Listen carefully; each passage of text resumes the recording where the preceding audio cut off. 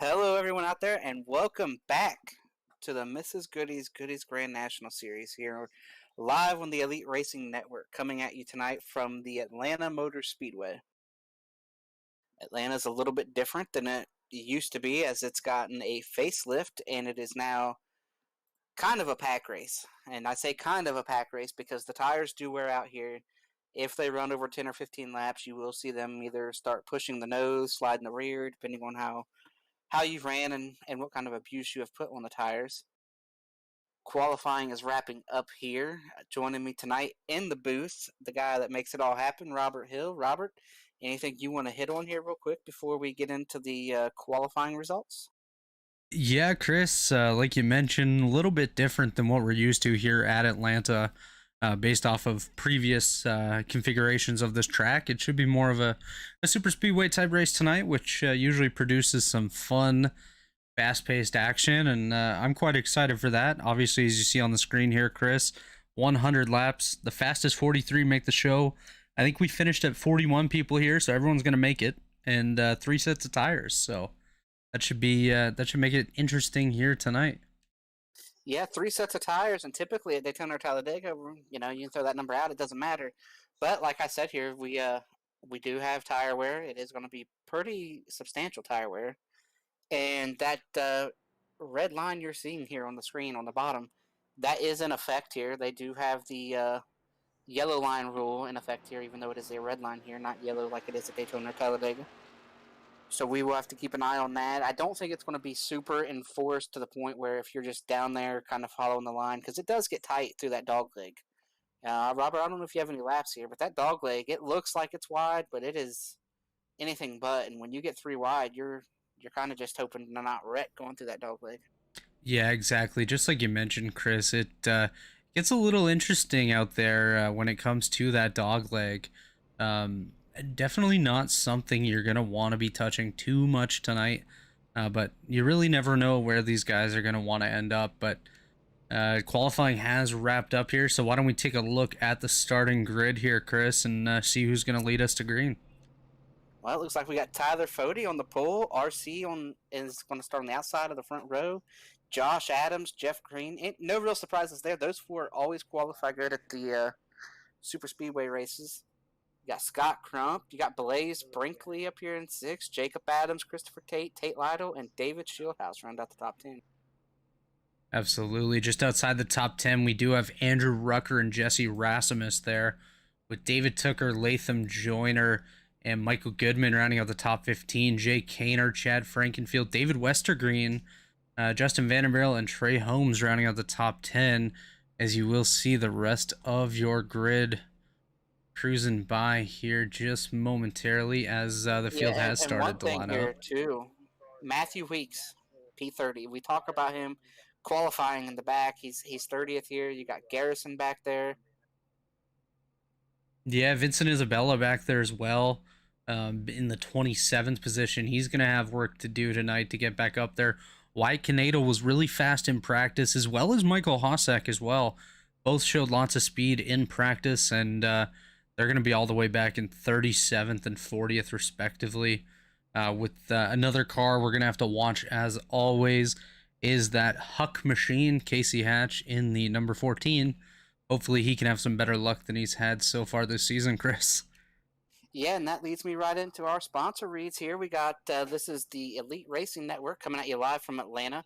Everybody at Elite Racing Network, from Chad, who runs the league, all these different races we got going on during the week, all the way down to Dave, who runs the Elite Racing Network. Basically, does a great job giving us what we need, and if we have any issues, he's right there. Johnny on the spot, of course, yourself here. So shout out everybody here at Elite Racing Network. And of course, our wonderful sponsor here, the Mrs. Goodies Grand National Series. Mrs. Goodies has hooded towels and handmade items for your babies, kids, you, and your home. And you can look them up on Facebook today. Everybody at TA Services for over 36 years. They have been a trusted domestic and international full-service third-party logistics provider. Everybody at Blue Egg Marketing, they are the marketing department for small business. And Brixi Cam, Brixi is a venture-backed tech company based in Toronto and Boston, and they are on a mission to reimagine the group photo experience. So none of this happens without our wonderful sponsors and Chad and everybody who helps make this thing happen as we are getting ready to go green here in Atlanta. Yeah, and what we're going to have to watch here on these restarts, Chris, is seeing if Tyler Fody and RC Anderson get the great starts that we've seen all season long from these two. They're amongst the best in this league, and I think their solid action is going to continue as the pace car's off. Yeah, the pace car is off and Fody is gone. Green flag is out. Good jump, lots of help in that bottom lane.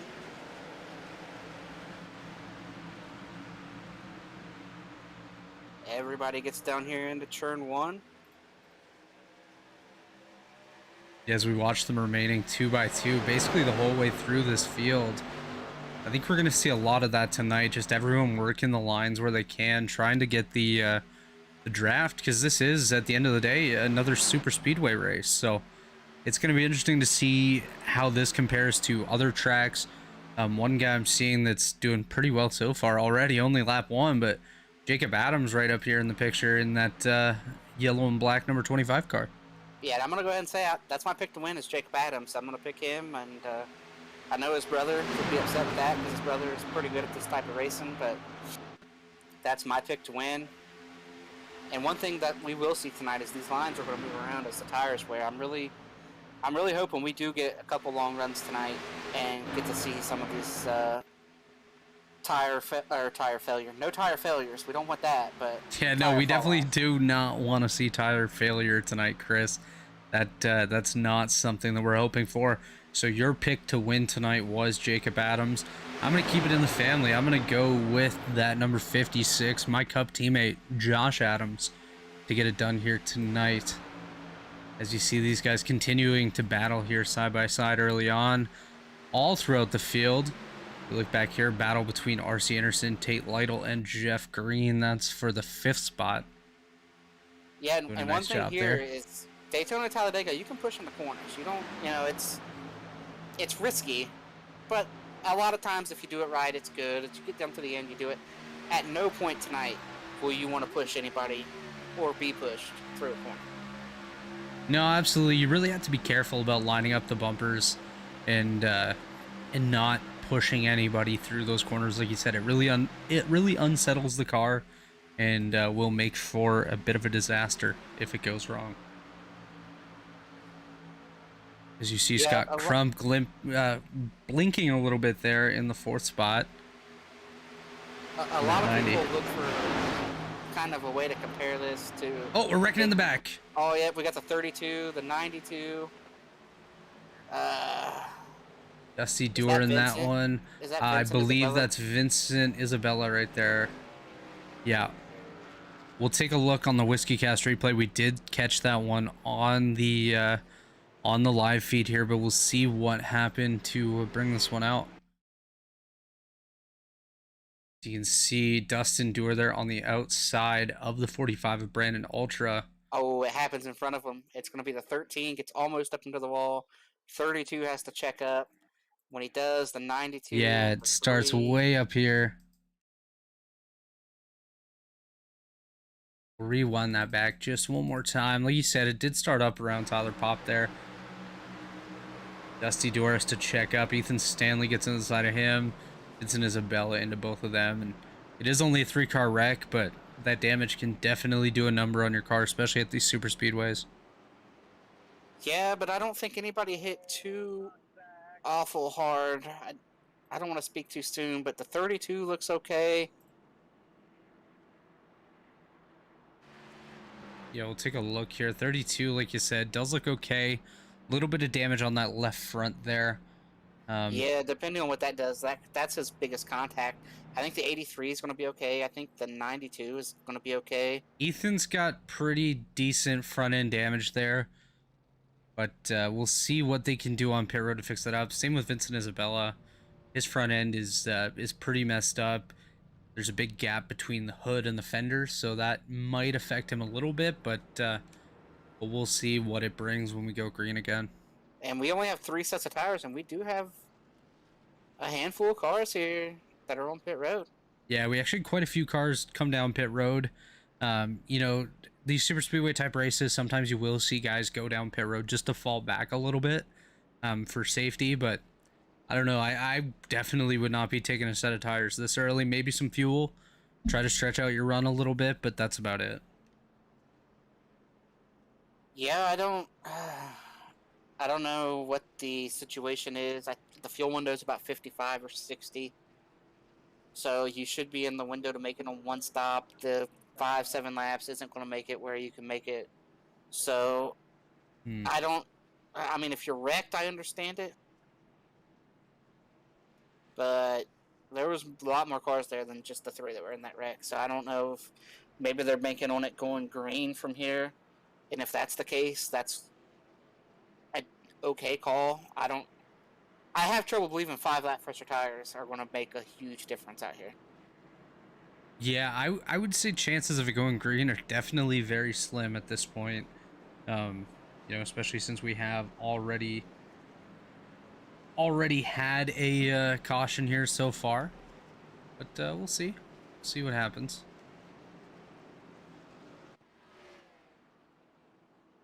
As you do see, the lights are off on the pace car, so we should be going green next time by here, Chris. And let's see if we can get a little bit of a run in.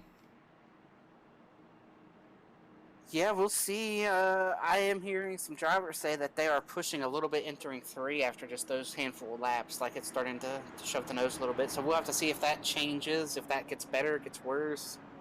I was kind of curious if they would get tighter or get looser, because I know in the Cup car around here, because we ran it for our Clash. I don't know. I guess about 6 weeks ago that was. Yeah, and the it's car been a got little tight, bit. and then it got loose. All when you took off wide open for a pack race for about 5 or 10, then you got tight for about 5, and then after that it got loose, and it just kept getting looser. Yeah, it'll definitely be interesting to see how the track progresses, as well as that wear and tear on the tires, as the pace car should be getting ready to come off here any second now. Get us back underway here for the second time tonight, and see what these guys can do. Tyler Fody, Josh Adams on the front row. Yeah, Jacob Adams, Scott Crump is going to be their pushers as we get into the restart zone. Green is out. Pretty good start for the inside. The outside's not as formed up. I think you're going to see first and second on the bottom get clear. They do. Yeah, Crump clears down there between Tate and Jeff Green. Oh, we got the 99 in the wall back here. I believe that's the 99. No caution. Yeah, David Westergreen keeping it straight. It was not the 99. It was somebody else back there. It was the last car in line. I thought it was the 99, but I misspoke back there. Potentially the 03. I do see him falling back a little bit. Oh, and no, that would likely be the 96 of Mark Robalis. It does say 99 on the side of that car. Okay, so I'm not completely. So you were partially right, Chris. You were partially right. So good on you for that. We got the Adams brothers working together up on the top. Yeah, this field led by the Adams family. Well, Tyler Fody, I guess he's like an Adams cousin at this point, but these guys are doing a nice job. Jacob Adams will lead that time by. Yeah, we gotta hope they don't wreck each other here. We saw the Bush brothers do that and not speak till Thanksgiving, so working with the brothers gotta be fun. But at the same time, the one good thing for them, Chris, is Thanksgiving is not too far away, so it wouldn't be too long that they have to go without talking. So are you saying you want to wreck each other? No, I'd rather not, as those are our picks to win tonight. But if it happens, it'll happen. It'd be a big story. Definitely. Take a look a little bit further back in the field. Andrew Rucker doing a nice job there in the 12th spot on the outside of Latham Joyner. Kind of cruising at this point. We got 2 groups, it looks like, right now, with David Carpenter and Trey Holmes leading group number 2. That's all the way back at the 21st position, where you'll find a handful of Pro Edge there. A lot of lifting going into the corners, a lot more than than we've seen at the start. So I think we'll see the top lane become the lane here soon. And then I don't know if you want to be on the bottom to save the tires, but I think when this thing gets tight, you're going to want to be on the top. Yeah, well, right on board with RC Anderson here, heading into the corner.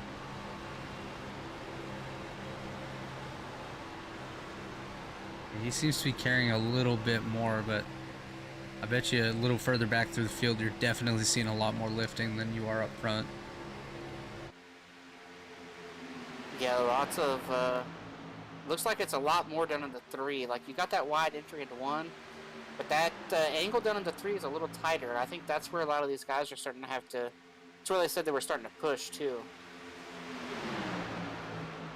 Oh, Rucker took her, the 13, we're wrecking. Oh, big wreck in the back. Chad's in there. Goodman. The 70, Rucker's on his down. lid. The 88's down there, the 31. Oh, Rucker's still flipping. Yeah, this is... Oh, man. Oh, will he land on his... Yes, he will. Yeah, but I think that thing tumbled hard enough that... I think it's a little broke at this point, but we'll take a look and see what happened. Good for him, man. Yeah, we'll take a look and see what happened there. That was a big wreck. It looked like, again, it's going to start in front of Rucker. Like, the line checks up. He checks up. You see check up around Jeff Green there. Jake Kaner checks up. And really, Rucker really has nowhere to go. The 19 did a good job checking up, but then the 15 gets into the 19. And that turns the 64. That catches the 13. 70 and 44 wreck, trying to avoid it. Yeah, you got the 15, the 64, the 13, the 19, the 44, the 70, 71, the 88 comes in late. Rucker definitely left his lunch on track there, pulling his inner Noah Gregson at that point, but yikes, that was not a good wreck to be seeing this early in the event. And you know who got really lucky there?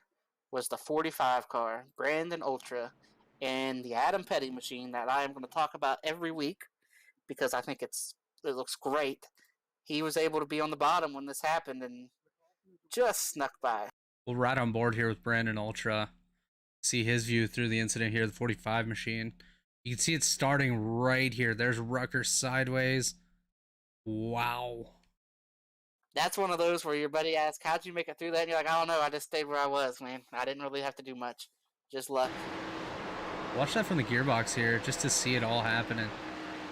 You just see Rucker go up and over and up and over and just continuing like a tumbleweed down the banking. But I would guess that Andrew Rucker's day is likely done here at Atlanta.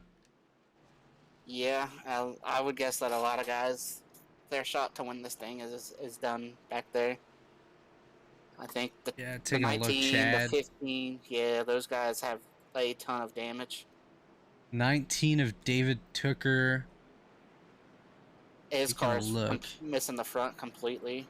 Yeah, Tooker coming down pit road now in his modified. I think the 88 too is pretty tore up. Trey Holmes missing his front end pretty badly here. Right front wheel looks a little angled a bit more than usual too. There's nothing left on the front of that car. Yeah, it'd be good for cooling it down, but that's about it. That's not what these guys were hoping for early on. The big one has struck early here in Atlanta, but will it be the only wreck we have tonight? What do you think? We done wrecking? No. Man, you said no, that I don't. quick. I'm not a fan of how quick you just said that.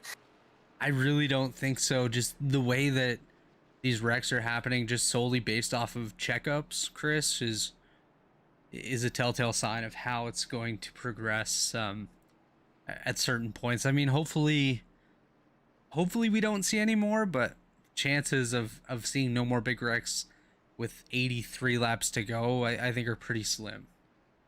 Yeah, I have to agree, and I hate that I have to agree. We still got a lot of guys running, but track position is so important here that you're seeing it. These wrecks are happening in the middle of the pack because of how the checkups are. You know, it's not straight up and easy wide open like Daytona or Talladega. So you're got to judge it as we come to the restart zone. Fody is gone. Ooh, not a great stop. not a great start for that outside, or yeah, that outside lane. Seems to Yeah, be no, hard to take off.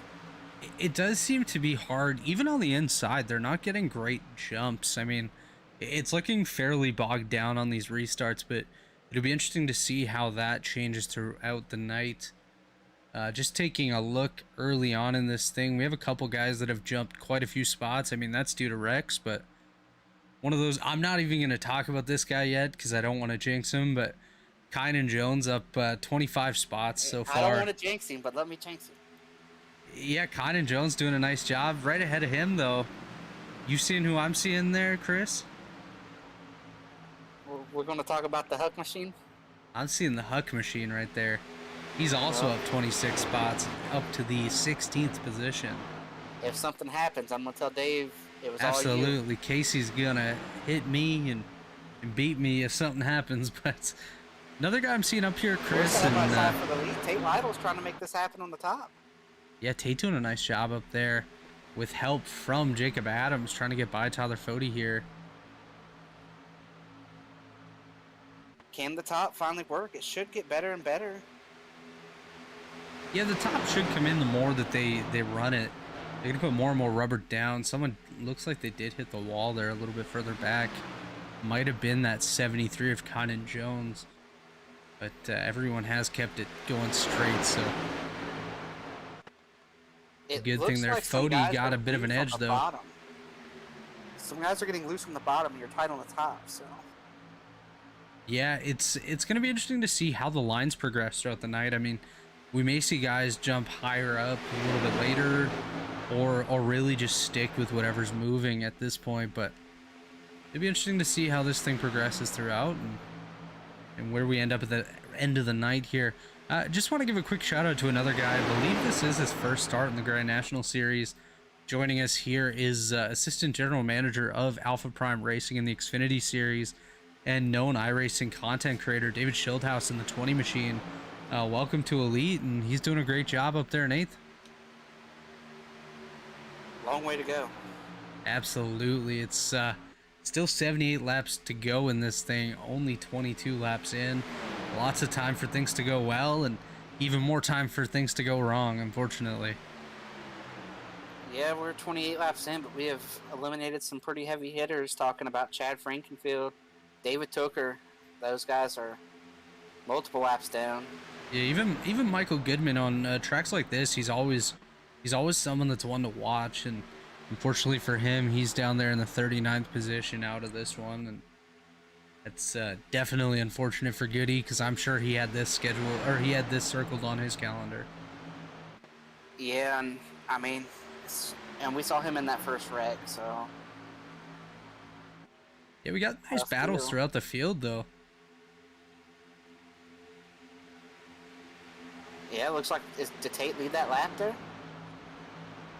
Not quite, but he's trying. The outside lane is finally trying to go somewhere. Yeah, that outside lane's picking up a little bit more steam here. It looks like they're a bit more connected than the bottom at this point, with a couple gaps there, which should help the high line get a bit more momentum. See what they can do. Oh, it's the 71 here in front of the leaders. That will bring out the yellow. Yeah, it looks like it's showing me that Dave Carpenter tried to pit and spun it out, but let's take a look and see what actually happened here, because that's sometimes not too accurate. That is correct. Yeah, it looks like he dipped down below the line to go pit. Is it going to just step out on him? Back up the hill. If that car gets back on the racetrack, we're talking about a pretty big wreck there. Yeah, that was right in front of the leaders, Chris, like you mentioned. And yeah, you'll see them right here. Watch the pack of cars. Oh. Little surprised that actually did bring out the yellow. But I guess it was close enough to the racing surface that it did bring that out, but our leaders are fortunate there for Carp. Some of them, yeah. We did have Tyler Fody, David Schildhouse, Jeff Green, David Westergreen. Great gain for him, and Jesse Rasmus there. Stay out to be the top 5 at this point. Looks like we had about 8 cars staying out, with Ethan Stanley, Dustin Dewar, and Christopher Tate joining that group that I just mentioned there. I don't know about coming to pit right here. I don't like this call. I would have probably stayed out at this point. As you see, an absolute gaggle of cars leaving pit road here. That is what I would call a Chad ton of cars here, Chris, coming back to us. But we're 3 cautions in, lap 26, 74 to go here. What do you think? Would you have pitted right there? I don't think I would. I think I would try to just stick it out a little bit longer, especially seeing that, you know, passing has not been the easiest. It doesn't seem to really gain a bunch of spots. I think I would have gone for the track position.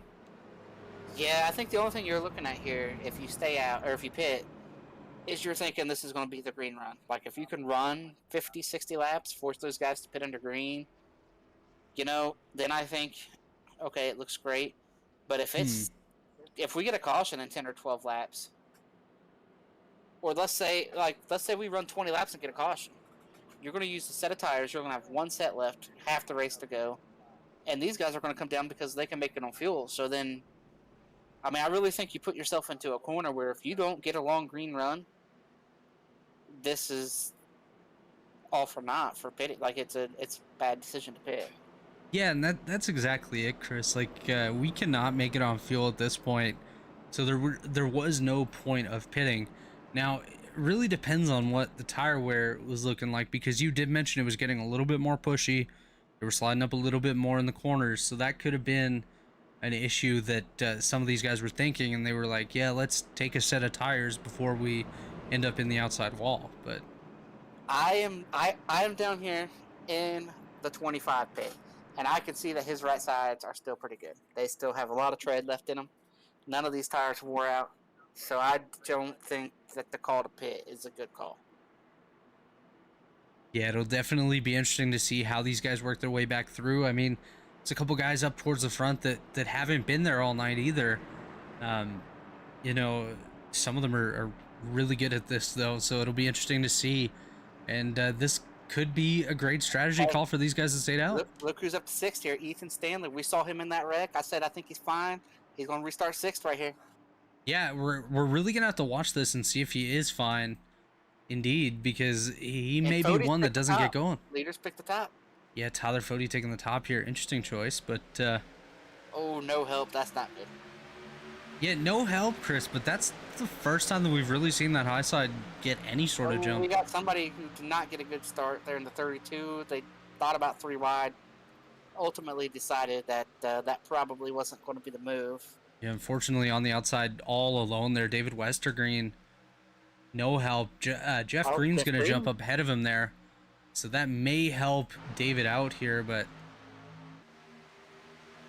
definitely unfortunate. But yes, so far so good at this point. You see Fody is leading with help from David Schildhouse right behind him, but that high side, you can see it starting to develop a bit. Jeff Green, David Westergreen, and Tate Lytle right there with help from Scott Crump and Josh Adams. So those quick guys are coming back. Yeah, I think I just don't think the tires are going to make enough of a difference for them to justify coming in. Yeah, with a super speedway type track like this, your tires generally don't make a huge difference. But I mean, if it's a peace of mind sort of deal, then just take it and go. You have the 3 sets. They're not going to be a difference maker at the end of the day, but see what happens. We shall see what happens right now. They're just 2 by 2, kind of stuck where you are. Yeah, once again, the field's kind of split up a little bit. You look a little bit further back, Brandon Ultra leading group number 2 with Richard Hines, Matthew Weeks, Justin Vandermeerl, and Wyatt Canadle there. That is from P22 on back. So it seems like the field goes to 21st position and then splits off. That's how it was the first run, and that's how it is now. Jeff Green's making that high side work, though.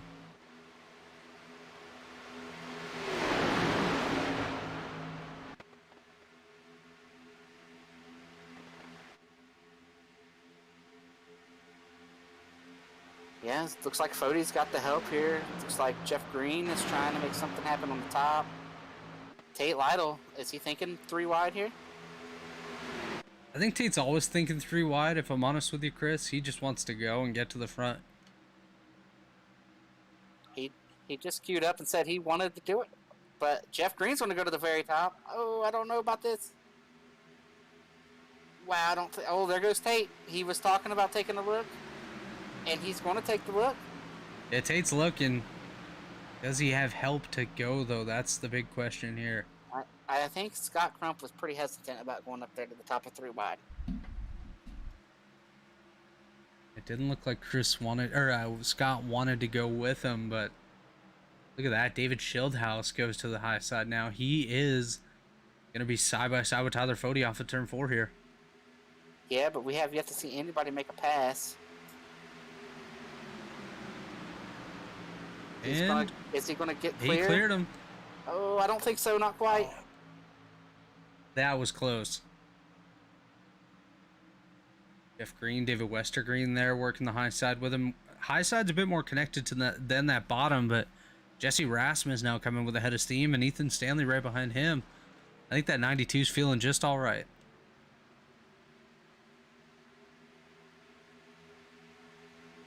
Ooh, that was close side by side with Jeff Green and Jesse Rasmus there. I thought for a second they may have had some contact, but it's not the case here as we ride on board with Jesse Rasmus here right behind Tyler Fody.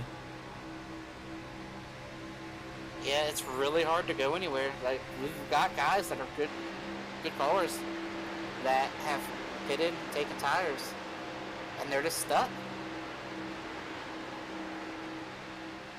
Tate just said it himself here in the chat. There's nowhere to go. Yeah, that's one thing I kind of found the first time I ever drove this track, Chris, was you could get side by side with the leader, but that's really all you could do. It was really hard to make any sort of pass unless you had that whole line and the bottom line had nothing. It's going to be tough here tonight for sure, and that once again is why track position is going to be so key all night long. I do think passing will be easier if they run a long route. I think when the tires start wearing, passing will be easier. And I think when we ran here in the Cup car, you could pass pretty good on a longer run too, because the new models in the Cup car, obviously, you have side draft and you have different things. So you look just ahead of Tyler Fody here. Looks like we're coming up on a lap car. That might make things a little interesting here. Yeah, this is going to be 3 wide is not something that just is easy here. We'll watch Andrew Ruckers. He falls back through the field. Just see if anything does go on here. I think everyone's going to make it by him. Yeah, they made it fine. Work, yeah, he was good way job. Off pace. Way off pace. Yeah, Andrew did a nice job, though, staying high, staying out of the way as well. That's pretty key. Tate looking to the high side once again. Tate says, I got these new tires. I think they can take me to the front. Yeah, Tate's hungry. He wants to go. He wants to eat. He's just looking for a friend to help him get there, and I don't know if he's going to get it with Scott Crump. It is possible, though, that someone like Jeff Green or even David Westergreen might look to the high side here at some point and have Tate go with them. I think that's more likely than the 90 going with Tate at this point. Yeah, I just don't think Scott wants to be on the outside of 3 wide right now. And I think these guys that pitted know their best shots to run this thing green. So you kind of got to balance risk with reward. If this thing can run green and you force those guys to pit under green, they will lose a lap. Absolutely, yeah. Like, just looking through the field here, pretty much everyone else has single filed out to the most part aside from that lead pack. It continues to battle. Schildhouse gets so close to being able to clear Fody, and as soon as he looks like he's about to drop down, the time just runs out and he has nowhere to go.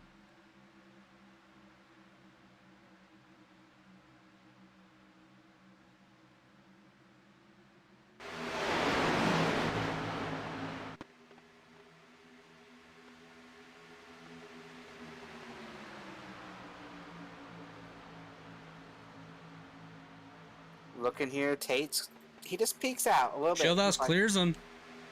New leader, 20. First time. Yeah, Shieldhouse had good help there from Jeff Green. He's going back up to the high side here. He's gonna go back up. Man, I don't know if I'd have done that. Yeah, I think I would have stayed bottom there in front of Tyler Fode, but then again, I'm not on track, and I have not experienced this car around this this racing service, so I still think we're gonna see Tate go 3 as soon as he gets a chance.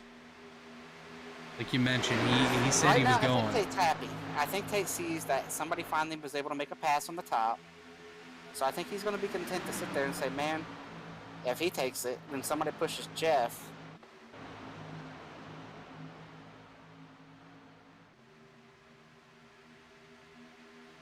Because you feel stuck. I mean, you've been out here in the middle of this, Robert. You know, sometimes you just in these kind of races, you feel stuck. But then when you see somebody make something happen, Shieldhouse clears him again. Okay, he made that happen. So if we keep doing that, eventually I'm going to be the lead car to make that happen. Yeah, the one thing I keep seeing off these corners here is Jeff Green keeps sliding up a little bit out of these corners, getting close to the wall.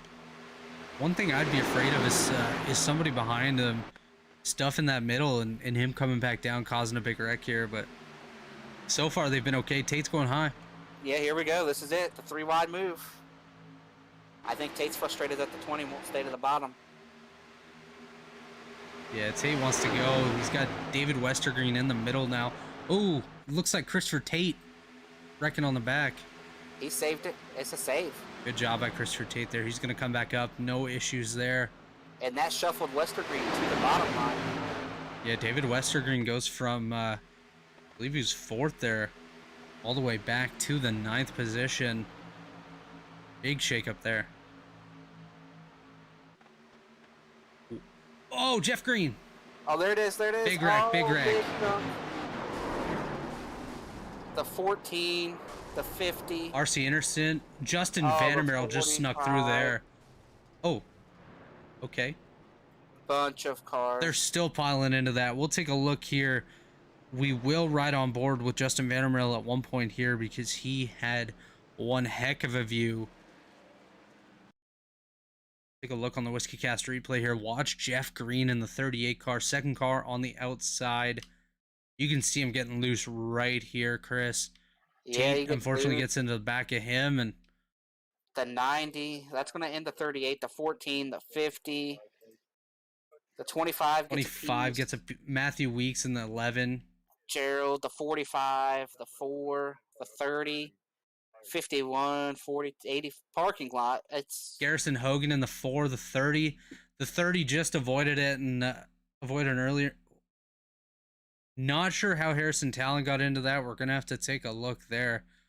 That's a little confusing, but the 84 spun around, but I think he spun around to not hit the wreck, I think. Yeah, we'll take a look here on board with Justin Vandermeer in the 54 machine. From what I could see, he had one heck of a view of this wreck up ahead of him. You can see it starting to develop up here. And I think he's going to get through this scot-free. Look, Gerald's loose here trying to check up. What a job by Vandermeer. You said Wyatt Canadle made it through that as well.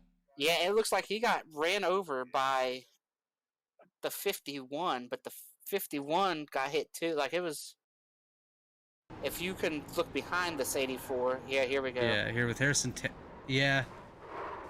And then honestly, though, I think Harrison getting into the back of Wyatt might have saved him. I do too. Like, yes, he has rear end damage, but I think he'll be okay. Lots of cars with damage in that one. Yeah, Wyatt's front end is just fine, so he may have to send a Christmas card to Harrison for getting into him.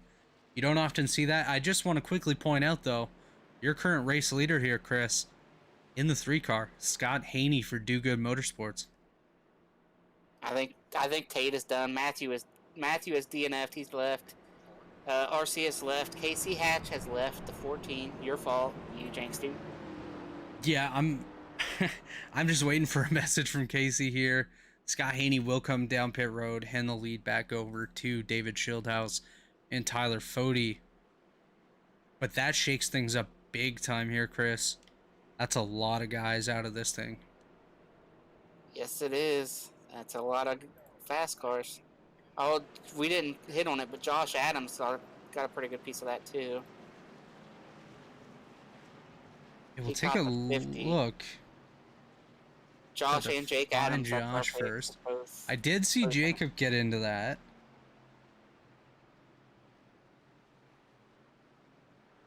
But while you're doing that, I want to let everyone know, if you're just tuning in, this is the Mrs. Goody's Grand National Series coming at you live from Atlanta on the Elite Racing Network. Mrs. Goodies has hooded towels, handmade items for babies, kids, you in your home. You can look them up on Facebook today. TA Services. They are a trusted domestic and international full-service third-party logistics provider offering freight brokerage, managed transportation, warehousing, fulfillment, and cross-border logistics services to shippers around the globe. And Blue Egg Marketing. They are the marketing department for small business. And Brixi Cam. Brixi is a venture-backed tech company based in Boston and Toronto, and they are on a mission to reimagine the group photo experience. Yeah, we took a quick look there at Josh Adams while you were reading off our great sponsors here, and it looked like he got a very small piece of it, potentially even net code, which did not cause too much damage as he's out there in the 11th spot. And Shieldhouse is picking the top. Green is out. Yeah, good start by Shieldhouse there. Blaze Brinkley will be the car behind him in that 98 car. First time we've seen him up front tonight. Yeah, lots of guys have some damage that are up in this pack now.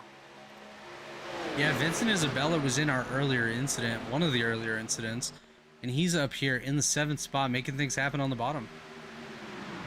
Yeah, it looks like everybody's kind of bailing on that top side right now. Yeah, things are getting a little sketchy there, just a little further back, though. Looks like Latham Joyner's about to throw it 3 wide. Let's spotlight that here. No, actually, they will settle down just a little bit, but things were getting a little questionable there for a moment. Yeah, I think what happened is a lot of guys have some damage, some guys have a lot of damage, and on these restarts, some guys with a lot of damage get out there because they think they can keep up, and they're in front of other people with some damage, and it's a very unique and sketchy situation. And we're wrecking. Scott Crump, Dustin Dorr.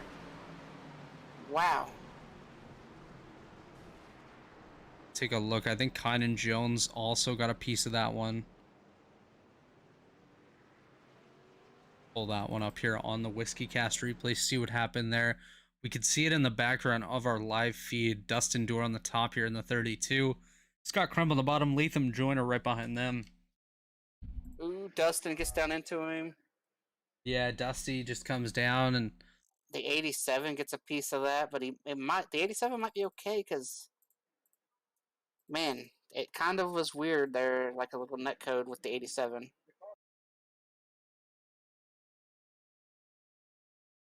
Yeah, I don't see any damage added to the 87. Yeah, we'll take a look one more time here. We'll try to find Richard Hines in that 87 car. He's all the way up there in 12th. Riding on board with him. He already has some existing right front damage. You see the wreck developing right here just ahead of him. He hits him. He'll go right through Scott. Incredible. Lucky, because I don't think that adds any damage. I think he's fine. Yeah, as you look at Dustin Dorr, he definitely has some damage. That car is not fine. No, that is definitely not fine. If that was Zach Evans' car, it would be saying me not fine. It was a terrible joke, but I made it anyways. To take a quick look through the top 10 here at this point, Chris, currently our leader is David Shieldhouse. Just behind him, Tyler Fody. They've been up front most of the night together here. Jesse Rasmussen third. Ethan Stanley rebounding from his earlier incident. He's in 4th. Thomas Sherman up 26 positions to 5th. Vincent Isabella rebounding from an earlier incident. He's in 6th. Josh Adams also rebounding from an earlier incident or two. He's in 7th with Jake Kaner right behind him. Latham Joyner in 9th. And David Westergreen right there in the 10th position. Also, just outside the top 10 is Garrison Hogan. He's up 24 spots, and he's also rebounding from an earlier incident. So, lots of chances for these guys to make up some points with great adversity so far in this one. Yeah, we're slowly dwindling the number of cars, though. We're running out of cars on the lead lap. I mean, we got a lot of guys all of a sudden out of this thing. Yeah, if you take a look at the scoring pylon as it ticks by, there are quite a few that are showing either pit or out. So these guys are likely either changing a motor, trying to come back out to save some points, or they're just out of it and sitting to watch. You can see from Rabilis basically on back, everybody is out of this race. And if you like what you see here, the Elite Racing Network will come at you live Wednesday night from Charlotte as we take on the Roval, a road course here. How you feeling about that one, Chris? I'm feeling like I can't wait for it to be over.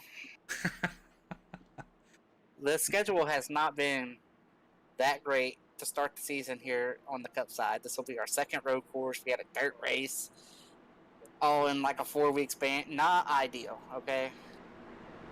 You know, I'm definitely not one of the better road racers in this league, but I actually kind of enjoy the change up in the schedule, going to the road courses. You know, we went to Monza a few weeks ago, and that was... Should not be at Monza. That was interesting. NASCAR runs on 15 different road courses now. Let's pick one of those. And dirt, let's never go back and do that again. Hey, we did dirt last night, too, here on the Elite Racing Network, and... yeah, at Eldora in a truck. That works. Yeah, did you have a chance to check that one out, Chris? I did not. Yeah, that was fun. I mean, I had a little bit of speed, but unfortunately, I got caught up in an incident and blew my motor. Who won that thing? Jake Roll, I believe, in the 63 truck. There's a little bit of controversy throughout the race, but what's a race without some controversy? David Schildhouse leads us to the green once again. We're going to get the green. Pretty good start for the bottom at the front, but I think the top is going to be pretty good at the back. Yeah, looks like it here. The high side is a little bit more connected. You can see there's a little gap. Actually, Fody and Ethan Stanley joining the bottom there. Fody says, never mind, I'm going to the front by myself. Oh, and we're wrecking Vincent Isabella. Or 83, sorry. 23, 83. Jimmy Spencer / Vincent Isabella spins around. A little bit of contact with the wall. Take a look here, see what happened on the Whiskey Cast replay. Looks like a push in the corner gone wrong potentially here, Chris, just like you mentioned. Actually, no, it won't be push at all. Does Vincent clear himself? He tried to clear himself. Yeah, it looks like he tried to clear himself in front of, I believe that was Latham Joyner. If he gets the wall. Yeah, he just gets a little piece of the wall there, so I don't think that'll do too much more damage than he already has at this point, and Vincent should be able to carry on. I believe I heard him discussing the incident on the radio there just a moment ago, and I think everyone's on the same page. Let me just say this, though, about this. Joyner does go right pretty far here, but I think the contact might have already been made. I don't know. It's really close, but Latham does move right quite a bit. Here, we'll actually go on board with Latham Joyner here. See if we can watch his view of this thing. Yeah, he starts to come down, and then the car he works it right for sure. I think potentially the cars kind of locked together a little bit, which may have assisted in that one, but we said no harm done at that point. I believe Vincent will be okay.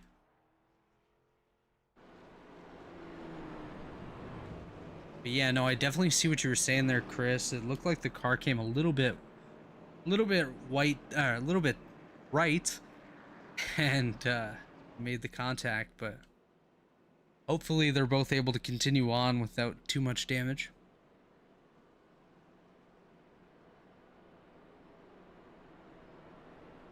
Yeah, we'll see. Vincent went down there and hit that inside wall. I don't know how bad the damage is going to be. Yeah, it didn't look like he got it too hard. But that car was already sometimes wrecked, so that's right. Sometimes all it takes is a little bump on an already damaged machine to just kind of break something a little bit too much for comfort, and that typically does not bode well with how your evening's gonna go. But yeah. It's Atlanta tonight, so we got New Hampshire next week. We got Homestead after that. So what do you think about New Hampshire? That should be a fun race, right? Like, New Hampshire's been a place that's been pretty good the last little bit. Yeah, I think New Hampshire always produces some good racing, Chris. I mean, it's a bigger short track sort of feel, you know? That'll start a fight. Them's fighting words right there. You call New Hampshire a short. Now, I agree with you. I consider New Hampshire a short track. It's an intermediate with a short track feel. Dale Jr. has a big following, and he does not say it. He says it's not a short track. Dale who? Dale Jr. has quite the following. And he says that place is Kelly's brother, isn't it? Yeah, I think he used to race. Yeah, he might have. I mean, I don't know. He didn't win any championships, I don't think, so I don't remember. He might have won one in the Busch Series or something like that. Speaking of Busch Series champions, we have one, Jeff Green, also a Busch Series champion. He's out of this one, so. Yeah, that was a nice segue if he was here. Yeah, it would have been great. I clicked on his car and it was like, yeah, I'm gone home. So that didn't work too well. They've already loaded up and headed back towards Charlotte. Oh yeah, he's on his way to the Roval for Wednesday night. He's gonna do some testing and try to get ready for that. But speaking of getting ready, they're getting ready for a restart here. Pace car's off. Yeah, it's Shieldhouse again up here with Fody on the front row. Green is out. Pretty good jump for the bottom that time. It's getting a little dark again. Yeah, we got some cloud coverage. I don't think we're gonna have no rain, but if we got rain, we're gonna have some angry people. We won't call the caution until they wreck. That's right. Vincent Isabella a little bit loose there on the backstretch. It looks like he's gonna get back in line. His car looks okay. Ooh, Harrison Talon I think got the wall there. Battling with Alexander Gray. That could have potentially brought out a yellow. And that outside line right now, not great. Yeah, Tyler Fody's falling back a little bit here. Looks like he might even fall back all the way to the 4th position. If Thomas Sherman can get a little bit of a run on the inside. And other than that top 4 there of Fody, Stanley, Adams, and Joyner, there's nobody up there with them. Until you get back to Justin Vandermeer in 13th. All right, they're coming back. The outside lane is coming back. Can they come back far enough? Yeah, that's the big question here, Chris, is what can they do to get back up there? I mean, we saw Shieldhouse have a hard enough time getting up there and working his way by. It'll be interesting to see what Tyler Fody can do to work his way back up to the lead. Can he work his way back up to the lead? Yeah, I think that's a big question for sure, is can he work his way back up there? I think what he'll need is that inside line to bobble a little bit. Maybe somebody clip the apron and get out of shape a little bit, and that should give him a bit of momentum. But, you know, he's getting there. He's close. He just needs that little bit more. And if Shieldhouse keeps coming up the way he is, or he's giving him a little bit of a car to pull off of, that could help Tyler as well. And what I would be worried about if I was Fody is my pusher. It's like, do you trust Ethan Stanley? Is that a... You know, that's not a guy that probably he's used to working with this race at this point. But they've kind of been put together based on the restart order. Yeah, and, you know, Ethan's done a good job, especially rebounding from the incident he had earlier. I thought he was down and out, and he's up there in the 4th position doing a great job. And Oh yeah, I don't mean to knock Ethan. I think he's no, a fine absolutely. driver. It's just Absolutely, when you work with it's somebody, comfort. you know, at the halfway point of the race that you haven't seen, you're like, man, I don't know this car, this race, you know. Absolutely, as they are side by side for the lead at this point.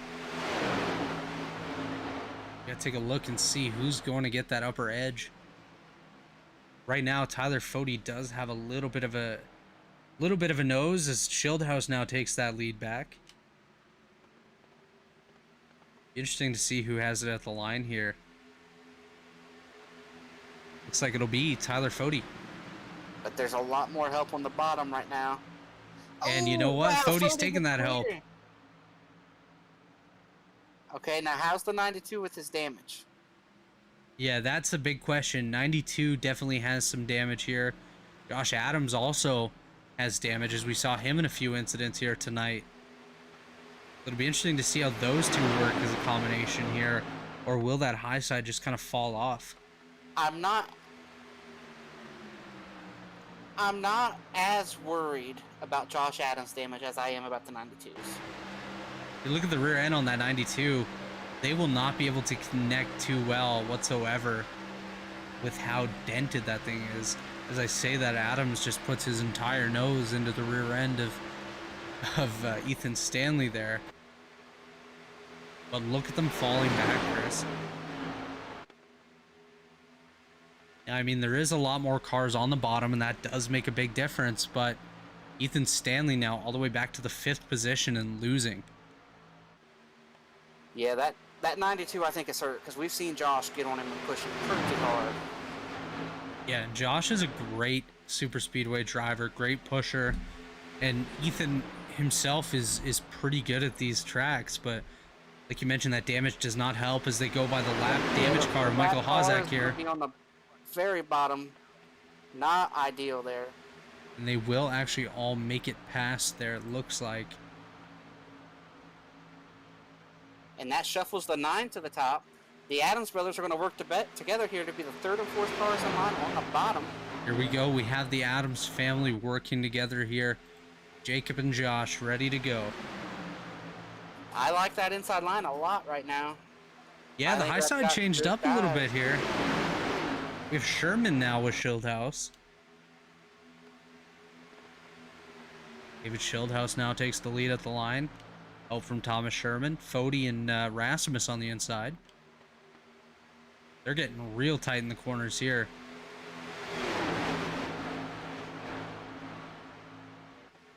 Yeah, and we are going to have 31 laps to go here at the start-finish line. Fuel is not an issue. When they all pitted the last time, everybody can go to the end. As I see Thomas Sherman getting a little loose there in behind David Schildhouse. I think Fody might have had them at the line. If there is a caution, I think you'll see some guys pit. Yeah, you're definitely going to see people considering it. Yeah. Look at P13. Look at that car and what's left of it. But he's still running here in the lead track. Yeah, Tate Lytle, he's a monster. His car's a monster. Looking like something out of a horror film, but you know, he's doing a nice job there as they go by the lap car Andrew Rucker. Yeah, and they stack up big time there on the bottom side. Yeah, I'm impressed that the lead cars get together. Wow. Yeah, that was a big moment there. But yeah, just talking about Tate real quick, he's 13th with a modified car out here. So good job by him of keeping his car in this thing. Yeah, but these other guys see that and they're going to say, if you are leading the line, we're not going to be behind you. Absolutely. And another thing I'm noticing on the scoring pylon here, I'm seeing a lot of pink at the front here in that top 10. Half of the top 10 is with a pink number, meaning they are a rookie. And that is awesome to see. Our rookies doing a nice job here against the elite veterans. Yeah, but we got an elite veteran leading that inside line, and I wouldn't bet against him. Veteran even though inside, rookie outside. I picked Jacob to win, but I would not bet against Tyler Fody. Yeah, it's hard to bet against Tyler Fody anytime he's towards the front. I mean, The guy's one of the best in the business, and it certainly shows. The Shieldhouse gets a nice push here from Sherman. And you can see the outside's having to work a lot harder to stay there than the inside. Like, Absolutely. they're having to be a lot more aggressive with the pushes, pushing them down into the corner. And that's only going to work for so long before something happens. I don't know if I'd start pushing as deep as they're pushing into the corner just yet. Yeah, I'd be a little careful. I mean, we still have 27 laps to go in this one. I would definitely be careful about risking my car at this point, but these guys want it. They're hungry. They want to get up there. Yeah. Jesse Rasmus doing a nice job there, though. Great pushing so far on the back end of Tyler Fody. Anytime Fody needs a bump, Jesse's right there to help him out, and it's definitely working for them. And you know what's working well for Jesse? Jesse has put himself in a good spot. He's got Fody in front of him. Great guy. He's not gonna do anything crazy. And you've got the Adams brothers behind you. So it's not like, you know, he's around some guys he shouldn't be around. So he's put himself in a good spot, and he's going to be able to run there.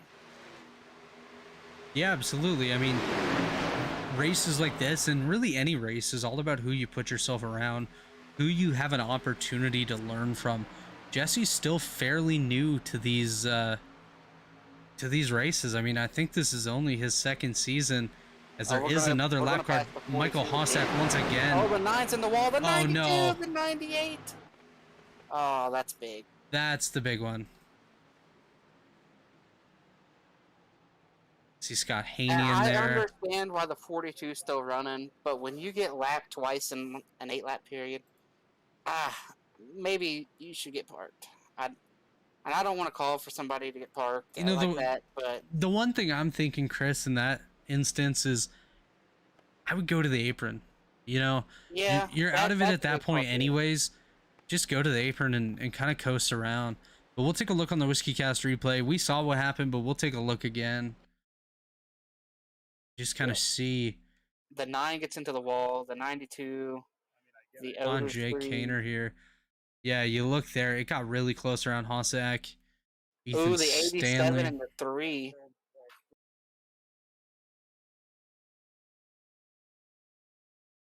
And they're tallying the 9 right there.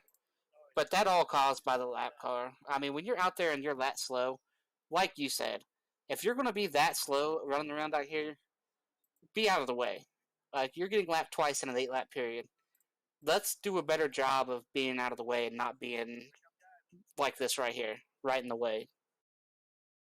Yeah, that got a little scary. I mean, if you go out to the blimp here, he could have easily gone to that apron again. Not trying to put any negativity towards Michael here. He's just doing his thing, trying to log laps, but especially late in a race like this, I would definitely go the apron, get out of the way, and just try not to mess with what's going on out there. But unfortunately, a lot of cars again caught up in that one. And one thing I will point out, new race leader, Gerald Campbell.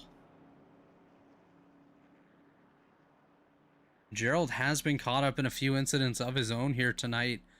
Don't know if he's just out here trying to grab himself a lap lead or not. That's a good possibility, but it'll be interesting to see if he pits or if he stays out and tries to make a run at it. Well, I think we'll get an insane show if he decides to stay out. Yeah, I mean, at this point, I don't really know what to think. We'll see if Gerald stays out. He's kind of coming up further on the track here. Maybe indicating that he plans on staying out, but it looks like he's staying out there. Gerald is staying out. That will trap Kynan Jones a lap down at this point. So front row will be Gerald Campbell and David Shieldhouse for start number 8 of the evening. Chris, I don't know.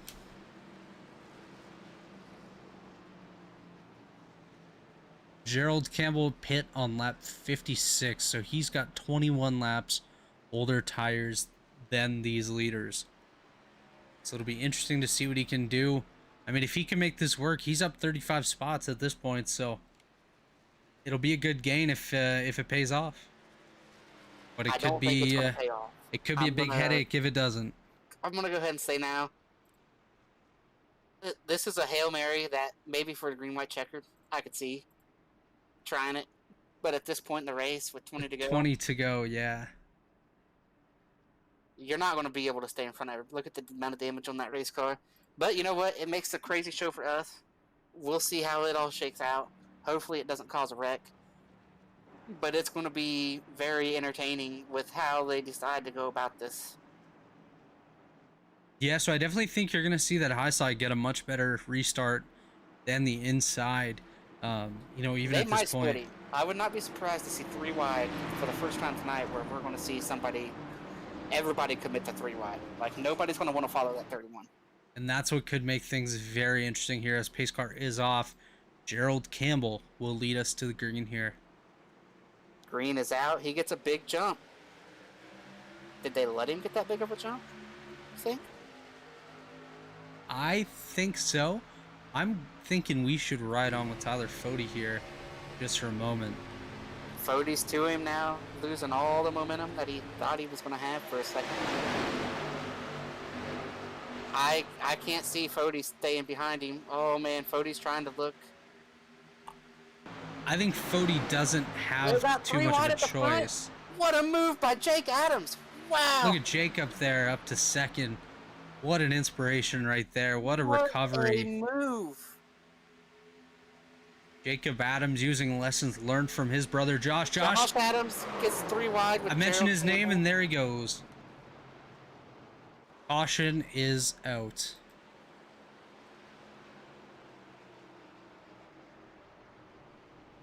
That is unfortunate. I just want to quickly point out Gerald Campbell is 6th position right now. So he lost 5 spots in just a brief period of time. We'll go ahead and pull this one up on the Whiskey Cast replay. See what happened. We saw it developing a little bit further behind, but we'll take another quick look here. Josh Adams in the 56 on the bottom here, just behind Gerald Campbell. Yeah, so what's going to happen right here is the 1 is going to try to keep the 56 track, but at this point it's already 3 wide. And I know the 1 spotter is calling 3 wide. You got to give that guy room. Ooh. And he gets into Josh. That gets Josh into the 31. Like, there's contact between the 1 and the 56 before that. Right here, the 1 turns down, gets into the 56, and that gets the 56 into the 31. Haight grabs a piece of that. That's definitely an unfortunate incident there. Josh is going to come down pit road to fix it up. Gerald actually stays out, Chris. I think, you know, maybe he's hit too many times. Maybe he has no tires left. Yeah, I just don't agree with these guys putting themselves up here in the way. You know, like it's frustrating because that doesn't do anything but give us another caution. One thing I want to quickly take a look at is Jacob Adams making that pass on Jesse Rasmus there. Oh, yeah, this move. 25 machine, yellow car 3rd on the outside right here. Now, see, what happens is Jesse thinks, okay, that 31's hurt, I'm going to have the help. So they're going to get down here, and he's going to go to the outside, the way top. And Jake says, oh, I think I'm going to go with this other guy, turn in, make it 3 wide, then turn all the way to the bottom. What a move by Jake there. That was a big brain move. You know, he saw where he had to go. He saw who he needs to work with, and he made that happen. So kudos to Jake. He's done a great job. He's a rookie. 2 rookies on the front row for this restart. But yeah, kudos to Jake Adams for that move there. I'm excited to see what he can do with probably about 16 laps to go when we go green. Yeah, restarting on the outside, though, hasn't worked good for anybody. Well, it depends what Shieldhouse does. Shieldhouse has taken the high side before on the restart, so. There's no way I would take the high side at this point if I'm the leader. I wouldn't, but I've seen weirder things. So you never know. I mean, Blaze Brinkley, we saw him earlier. I believe it was with Tyler Fody. He gave him a heck of a push, and that's something that we're gonna watch here. Jesse Rasmus as well has been pretty good up there pushing. So looks like Schildhouse will take the bottom like we imagined here, and Jacob will start on the high side with help from Blaze Brinkley. There we go. That's a tongue twister, Chris. Say that 10 times quick.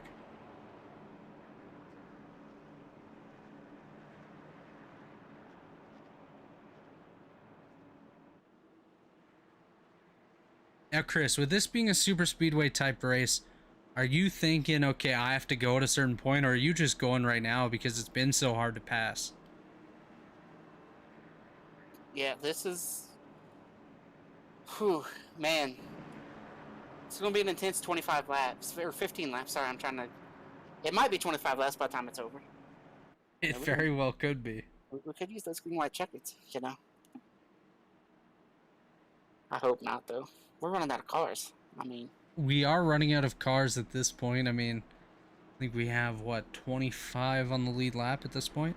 Yeah, but I think only about 15 are going to keep up, looking around at them, you know? As we get set to go green once again. And now let me tell you what that 70 car is thinking. He ain't gonna work with that 25. He said, "I saw what you did to me.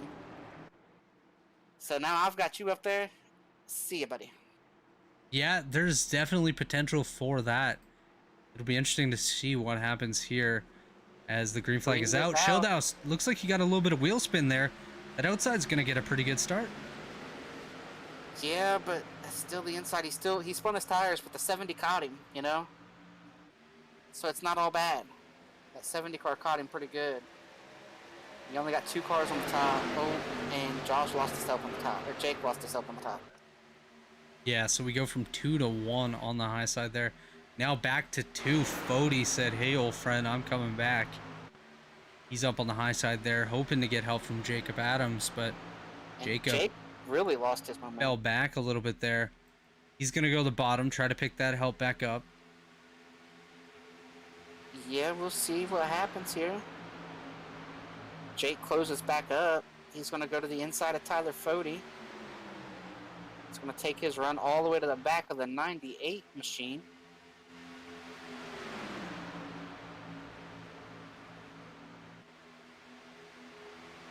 Yeah, everyone's kind of single filing out here. Fody just came back to the bottom. And you're looking at what's left here. It's going to be hard to make a move on the top with what's out here. Yeah, there's really not too much unless you can get some of these guys.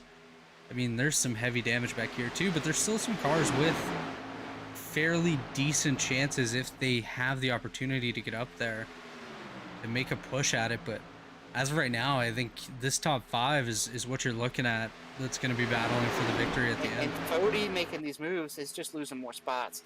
Fody needs to say, we're going to have to ride for a minute. Nobody likes to, but you're going to have to. And Tate makes a move. Tate's got no help. So right now, Fody needs to ride. All these guys that want to make these moves, you just can't right now. The 70's going to ride. The 98's going to ride. And that's going to set the tone for everybody else. I know we hate to see it. We hate it when we see it on TV, you know, in real life. But Jesse Rasmus looking. Oh yeah, here we go.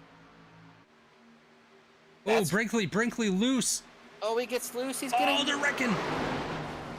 Oh no. Fody's gone. Everyone pretty much took a big piece of that. Jacob Adams looks like he'll be okay. Justin Vandermeer gets through. Garrison Hogan, Vincent Isabella, Christopher Tate, David Westergreen, Thomas Sherman, Tate Lytle. Ooh, that could be a game changer. That all started with the 98. He got loose. Yeah, you could kind of see it there developing. We'll take a look here on the Whiskey Cast replay. See what happened here. Blaze Brinkley. Get that name eventually. You can see him here on the bottom ahead of Jacob Adams, looking to the inside of Jesse Rasmus. I think he might have clipped the apron just a little bit there. That gets him squirrely. Jacob barely taps him in the rear end, and Blaze slides up into Rasmus. Adams gets another piece of Brinkley there, gets door slapped. Wow. Fody looks like he got some pretty heavy damage in that.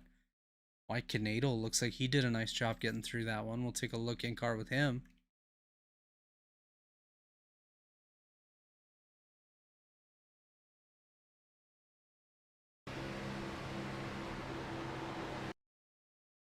See that wreck starting to develop just ahead of them here.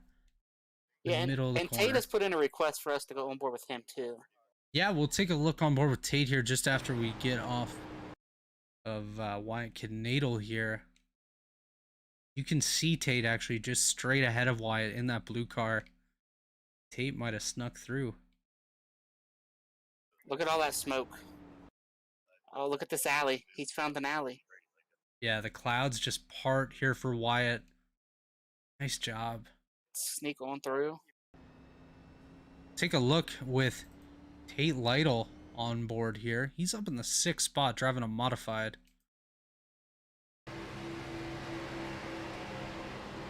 He gets passed by Adam Petty going down into the corner. Yeah, Adam Petty clears him here. Brandon Ultra in that 45. You can see that wreck just ahead of Tate here. And you can see that smoke. Smoke just billowing out, filling the windshield of this number 2 modified machine. Just watch Tate work the wheel here. And they're right about now, I do not see an opening. Oh, there's Fody up. There is no opening at this point. Oh, sure there is. Look right here. Close your eyes and pray. That's the opening. Wow. That's all you need. And then he has another car right here, Jesse Rasmus. Tate's just praying right here. Wow. Good job, Tate. That right there was badass. I am going to go ahead and say it right now. All right? Are you ready for what I'm about to say? Yeah. Every car has been involved in a wreck tonight with the exception of David Shieldhouse. Yes. Correct. And I'm not dramatizing that. I'm not make it like every car here has been involved in at least one of the big wrecks and has some kind of substantial damage with the exception of Shieldhouse. You're 100% correct, Chris. And you know what? Let's just take a quick look at the top 10. David Shieldhouse, like you mentioned, the race leader with a clean car. Jacob Adams there in 2nd. Vincent Isabella in 3rd. Justin Vandermeer up there in 4th. We have not seen him at the front all night. Christopher Tate, we saw him up here, then we saw him spinning out. He's in 5th. Tate Lytle, we just saw the clouds open for him. David Westergreen doing a hell of a job up there in 7th. Thomas Sherman in 8th. Gerald Campbell in 9th. And the other guy we rode on board with, Wyatt Canadal, he's in 10th. So, I mean, if it's not Shieldhouse, we're going to have a shocking winner here tonight, let me tell you. Pace car is about to dip off. There he goes. David Shieldhouse on the bottom. Jacob Adams on the top. Let's see what happens here. Green is out. As expected, Shieldhouse gets another solid jump on the inside. Vincent Isabella now in 2nd. Jacob's just falling back. Yeah, Jake says he's got some kind of issue here. Vandermeer going to the high side with help from Sherman. Maybe no help. Vandermeer's just damaged.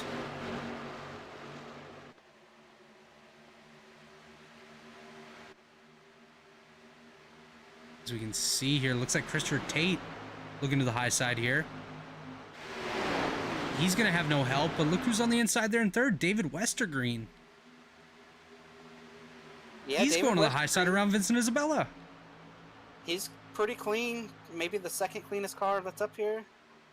This guy right here. Without help, he's kind of probably going to have to get back to the bottom. Without help, he's not going to be able to do anything.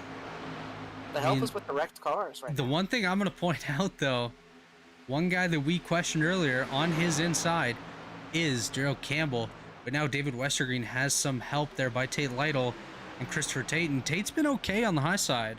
All right, here we go. Here we go. Westergreen's got, like you said, he's got some help. We got Westergreen, Tate, and Tate on the high side here. Let's see what David Westergreen can do. You know what Fieldhouse is thinking? I've got the cleanest car, but because this is a pack race, I can't go anywhere. Shieldhouse jumps to the high side. Got to. You got to jump in front of the cleanest car. You got to jump in front of the cleanest car. Now, Westergreen needs to lay off, because if he drives away with him, he won't be able to make the pass. Westergreen needs the help. Yeah, so he needs to back up to these guys and get the push. Yeah, he has to work with these guys that worked with him, get him up there, get him back by 5 laps to go here at Atlanta. Lytle's just going to go to the outside. Tate Lytle help from Christopher Tate, as well as Garrison Hogan there on the right side of your screen. David Westergreen continues to try to do something. He's got Vincent Isabella behind him. Those guys work well together. He needs to get up to the top, I think. Yeah, he has to. I reckon the 30's turned. And we are under yellow. 31 is involved. You know what that means? We're going to go to a green-white checkered. Josh Adams is in this wreck as well. Josh was in that wreck. We'll take a look on the Whiskey Cast replay once again, see what happened here. He said the 30 was involved, so I believe it would have started around Christopher Tate. Taking a look, Christopher Tate, yeah, he just gets hooked by Garrison Hogan into Gerald Campbell. Not sure who that car was. Michael Klein, the 03, got into it. Wyatt Canedo missed it again. Yeah, there's where Josh Adams, Richard Hines jumps into that one as well. Yeah, that's definitely unfortunate. It looks like Adams may have been clipped again by Andrew Rucker. But now with a green-white checkered on deck here, your front row is going to be David and David. Who's going to be the Goliath here, Chris? Is it going to be Shieldhouse or is it going to be Westergreen? Or is it going to be somebody else? I don't know, man. We had the Davids and we had the Tates. We lost one Tate and Christopher. He's all the way back there in 21st now, but we still got the 2 Davids leading this thing with Vincent Isabella and Tate Lytle right behind them. Another guy, just quickly, I just want to mention, I have not mentioned him even once tonight, I don't think, except for that last incident. Michael Klein in the 03 machine right here. He is in the 8th position. Michael's done a great job, up 21 spots from the start, and he's having himself a good run here.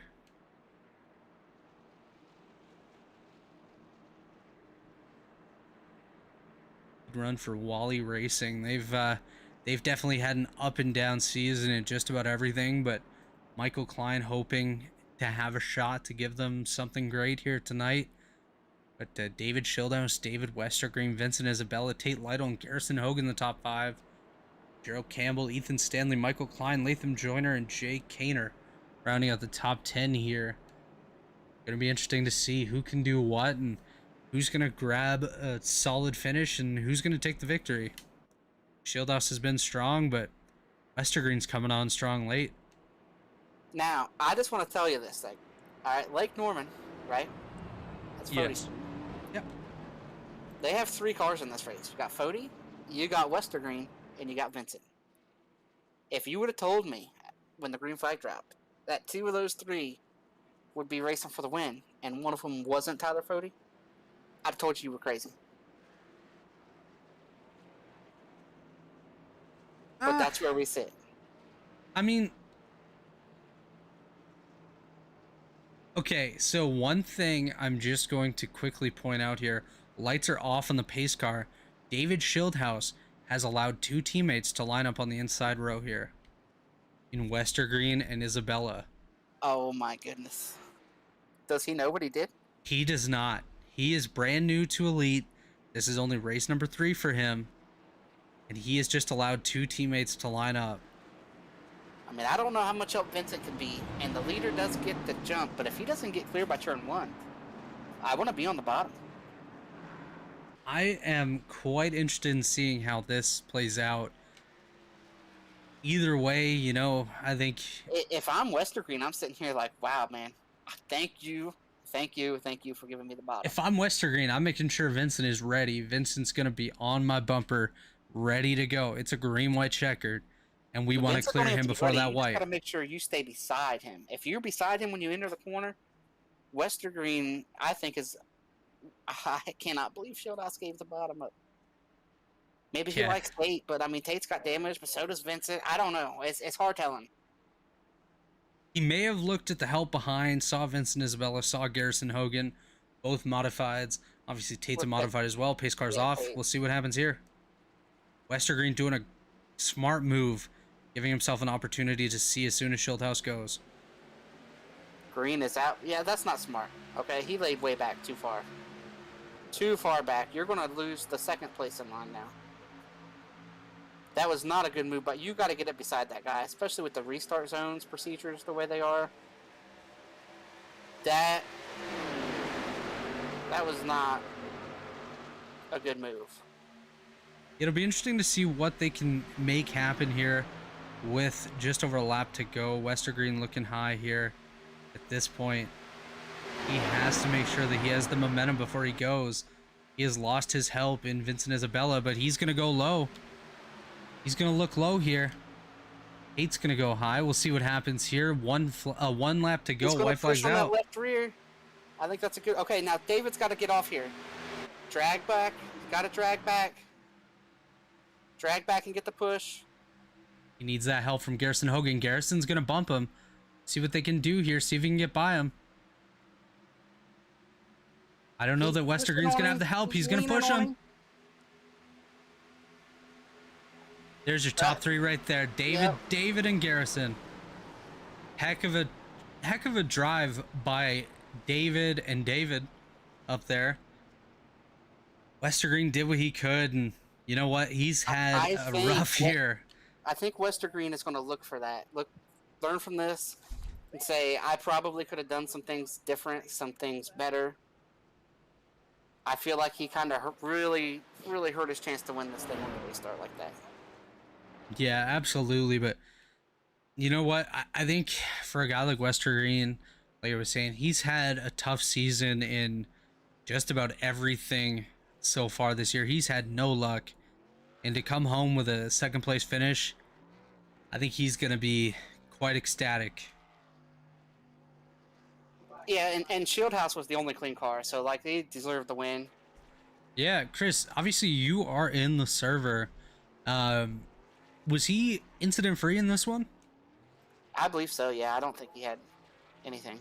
If so, he's got to be the only one. He is the only 0x in here. Yeah. So, I mean, at the end of the day, I think it definitely makes a big difference in having that clean car. But we will work on getting our top three into the booth here for an interview just momentarily here as we wait for them to join us.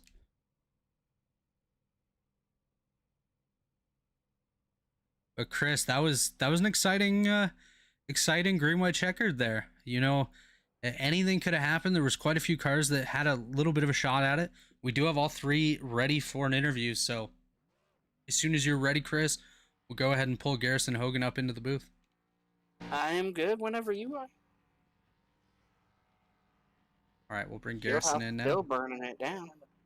All right, we are now joined by our third place finisher, Garrison Hogan. Garrison, there was only one car that didn't get caught up in a wreck tonight. Unfortunately, it wasn't you.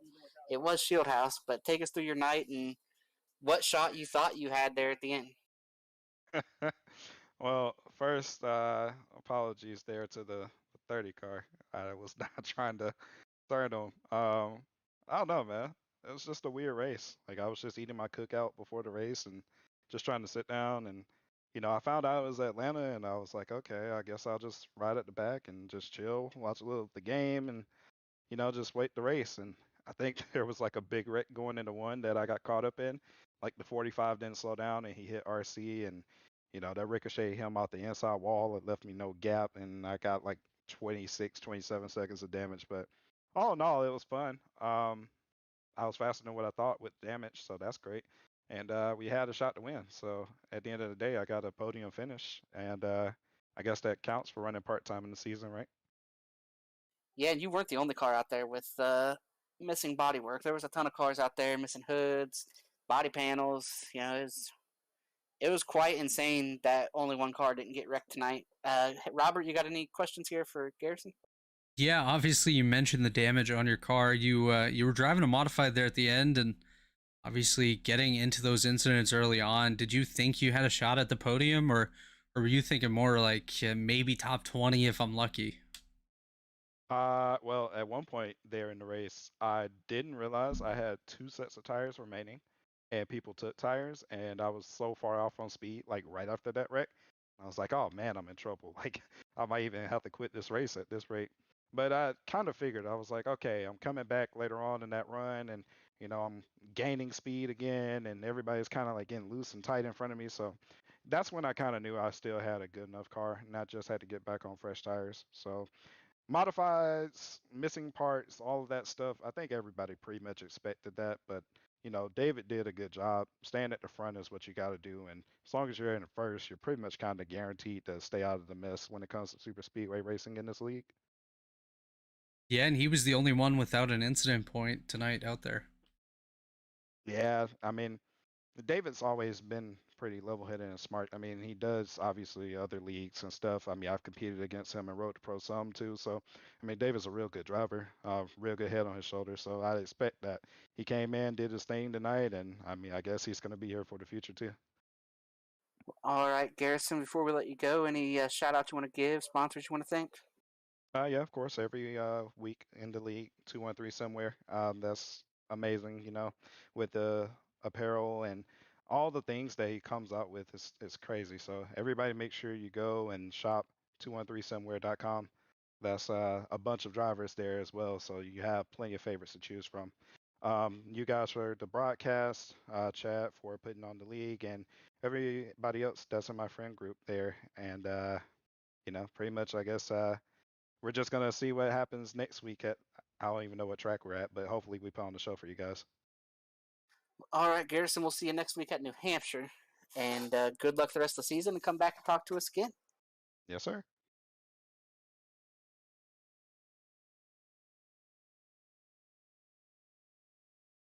All right, we're joined now by David Westergreen, finished second tonight. Take us through your night, David. Obviously, kind of keeping the car clean was the name of the game. You had the second cleanest car out there tonight. So, how did you manage all that and find yourself with a shot to win there at the end?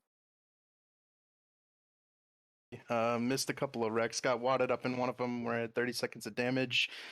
I just tried to keep it with 0 seconds, so I kept taking it, going to the back, charging forward a little bit.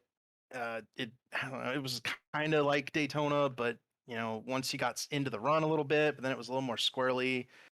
At one point I stayed out, got up to 5th, and I just kind of rode there, and I was feeling all right, but I was behind some cars that were a little squirrely, so I was trying to give them some space, and Tate was behind me, and he was giving me a hard time for not pushing up on him a little bit. So I end up, he took me 3 wide the lap before they had a big wreck there in turn 1, and that enabled me to miss it. So thanks Tate for taking me 3 wide there. I was kind of not sure what to do in 5th with guys kind of just all over the place a little bit. It was tough to handle on old tires. I didn't feel like I did a bad job or anything when I was up front, and there at the end finally got a shot, and I ran into David, but his car was so clean, and he's a good driver, so it's tough to root him out of the way, and maybe I could have spun him coming to the line, but I thought Garrison was going to get me, so I just wanted to get it across, and I didn't get such a good start on the restart there. I had to work my way back past Tate, but hey, we'll take it, man. It's my best finish in Elite ever. And I've been around since 2019, so it's been like 4 years, and that would have been my first win. But you know what? We'll take it. This season's been such a disaster that this is certainly a breath of fresh air. I'll tell you that. Yeah, it was fun to see some new faces up front and whatnot. So just got to get yourself up there more often. Give yourself more chances to win. But Robert, you got any questions here for David? Yeah, obviously Atlanta with the new configurations, more like a super speedway, and we're used to seeing you run up towards the front in other leagues, and obviously it's nice to see you up here tonight. But How does this compare to a Daytona or Talladega? Is it similar, or is there still a lot of differences as well?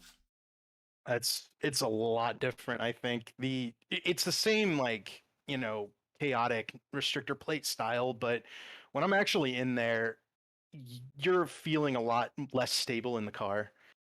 So you're holding it wide open or trying to, but it's hanging out loose or it's pushing tight, and it's just a different feeling than that confidence you have when it's a smooth restrictor plate like Talladega or Daytona. And it's, I think that instability where that you have in your mind that this is a plate race, you gotta go three wide, you gotta be pushing to the front all the time, and then if that thing had gone green, I think it would have broken down. I think the pack would have gotten smaller and smaller, especially if we had hit green flag pit stops, and it would have mattered who was saving their tires and who wasn't. And we never got there because everybody's kind of aggressive here, and going for three wide moves and bouncing off each other, and it's just unstable. And once those guys, I think, realize that, I think we will see some very interesting old style races in this track. But for now, it's going to function like kind of a chaotic Daytona where, once you pack up, it's just too wide all the way back. You can't really go anywhere. So, um, the moves I was able to make were, I only went three wide two or three times today, and I wasn't going to try it because it just felt too, if you push it all, you'd run into the car on the outside, get loose, you crash the car below you. And I think we had that happen a couple of times tonight with big wrecks. So, it was more let's try to run the bottom sometimes and miss the wrecks if it gets chaotic. Let's try to run the top and save the tires if it was going to go green. So that was kind of my thought process through this whole thing. But certainly wasn't treating it like a Daytona for the most part. Well, David, it was fun talking to you tonight. Before we let you go, any sponsors you want to thank, shout out you want to give? Yes. So I got to talk to you guys last week, and it was nice because I hadn't been able to do that all year. But this time it's for a good finish, so we'll take that. The sponsor for this car is the Bite Size Sports Podcast. You can check them out on Spotify, Apple Podcasts. Nathan Benham and Kevin Nivek are sponsoring me, and I'm going to be on the podcast at some point in the next couple of weeks. So go subscribe, check them out.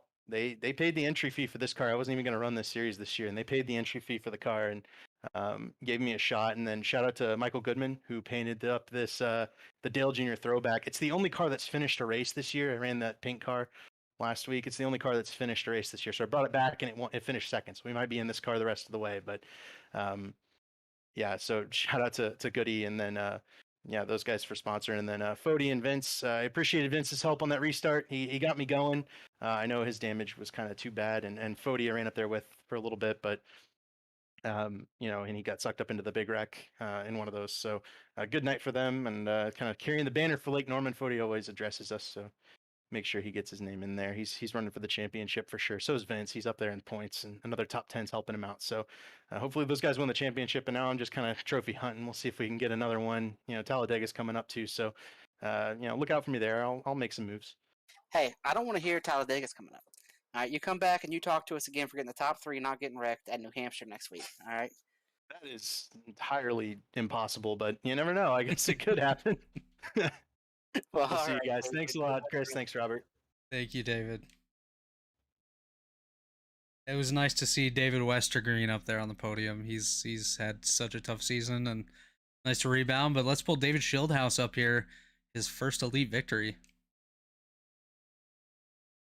All right, David, congrats on the win. I don't know what's more impressive, the fact that you won or the fact that you were the only car not caught up in a wreck tonight. But either way, being the only car not in a wreck got you to the victory. So take us through your night and how important it was to keep track position to keep your car clean.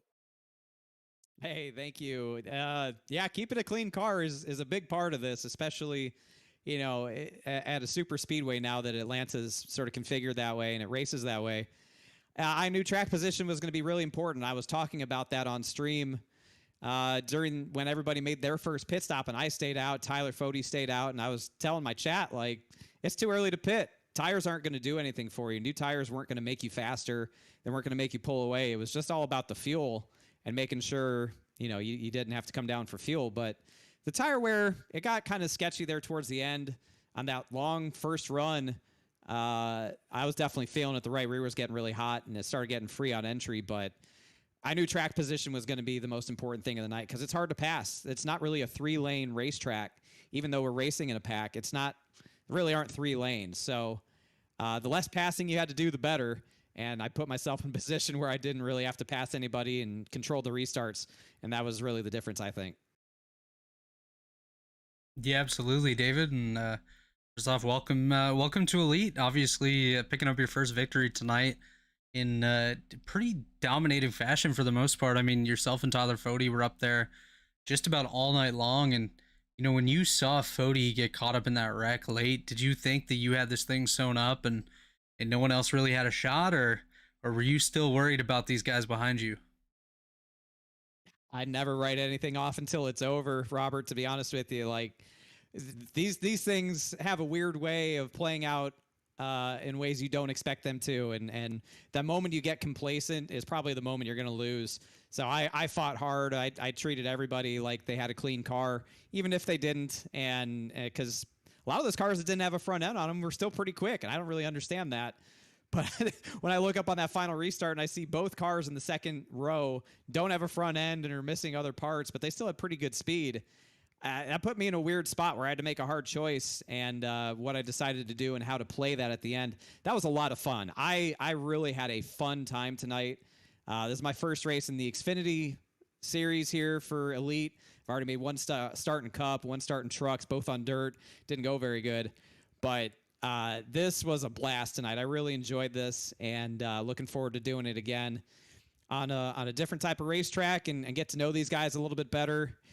You know, listen, it's always good to get a win, but I'm just here for really good racing, and this group seems like a great bunch of racers to do that with. So I'm excited for the future, but I always love winning, and it's good to start off tonight with a win here at Atlanta. The Market Rebellion, Alpha Prime, Chevy Camaro. She was a beaut all night. We kept her clean. Tommy's going to be happy about that. I'll tell him tomorrow when I go into the shop. But yeah, shout out to the boys. Shout out to Ryan Pastana for the paint scheme. And everybody who supports the league was watching. It was a lot of fun tonight. Yeah, absolutely. And actually, speaking of Tommy and Alpha Prime, do we have to give him a call and get you in the seat before the end of the Xfinity season? You know, my chat was asking me as well what if Tommy would come, would come and race here. I don't know if he even has a sim rig anymore. I'm going to ask him tomorrow. I don't know the last time he even jumped on iRacing. I'm going to ask him if he has it and see if he would be down if he does. Something tells me he doesn't even have a sim rig anymore, but I could be wrong. I don't know. I'll find out tomorrow. But if he's open to it, if he wants to come and race, you know, I'll tell him to come and race. I think that'd be cool. Absolutely. So, will you be with us again next week in New Hampshire, or are you just picking and choosing when you're racing here, David? You know, for me right now, it's about when it fits into my schedule. And that was really the cool thing about Elite is they have 3 different series, one at each level, which I like. I like doing different things throughout the week. So, you know, it's really about what that week brings. You know, for next week, we'll be prepping and getting ready to go to Talladega. So it really just depends on what's going on at the shop, how our Talladega prep goes, and if I get home in time. That's really the biggest thing. But if I can make it for New Hampshire, that's probably one of my least favorite racetracks. But sure, I'll come out and race. And if not, you'll probably catch me in the Cup Series or the Truck Series later that week. So that's you'll see me around in these Elite races, whether it's in Xfinity, Cup, or Truck. I like being here and look forward to winning more races. That's for sure. Well, all right, David. I know you hit on a lot of thank yous there. Did you miss anybody here before we let you go? Just a big shout out to everybody at twitch.tv/Shieldhouse. We put on a big show for the children, got a big dub for them. They were all really amped about that. And again, a big thank you to Market Rebellion, Alpha Prime Racing, Ryan Pastana for the paint scheme, Capital City Hauling as well for their support, and everybody. And all you guys for putting on the show, the broadcast. I can't wait to go back and watch it. And Chad for getting me into the Elite Series, and everybody on Twitter who recommended Elite to me when I was looking for a new place to race. So happy to be here, and again, looking forward to a lot more success and fun racing down the line. All right, David, congrats on the win, and we'll look forward to seeing you again here talking to us after another victory down the road. Thank you, and please tune in to the NASCAR Xfinity race this weekend in Texas. Cheer on our 44 and 45 cars. We would love to have your support. Absolutely. Thank you very much, David. Have yourself a good night, and to your stream. Have a good night as well. Thank you, Chris. Thank you, Robert. We'll see you again soon. Yes, sir. It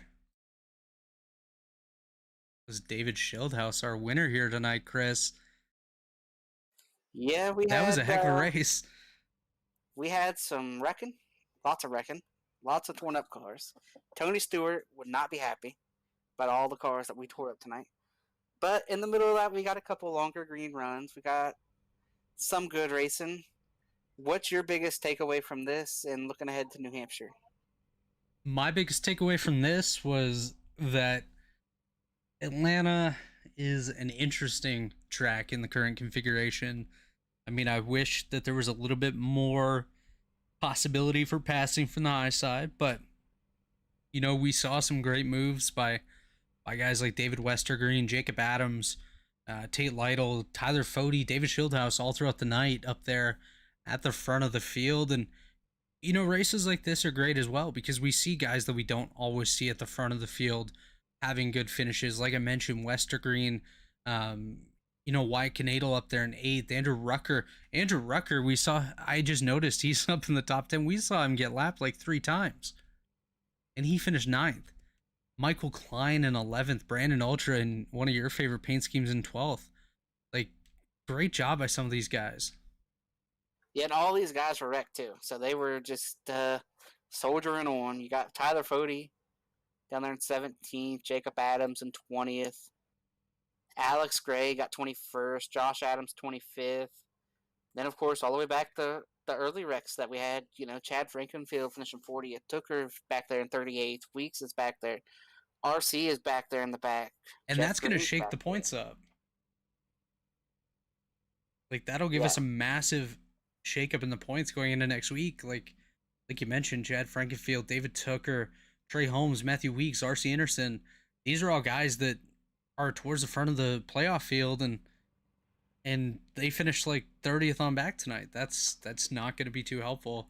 And Josh Adams, a guy we were hoping to have a great run tonight, finished 26th after getting caught in a couple wrecks. So it's going to be interesting next week in New Hampshire, Chris, and you know, hopefully we get to see another new winner.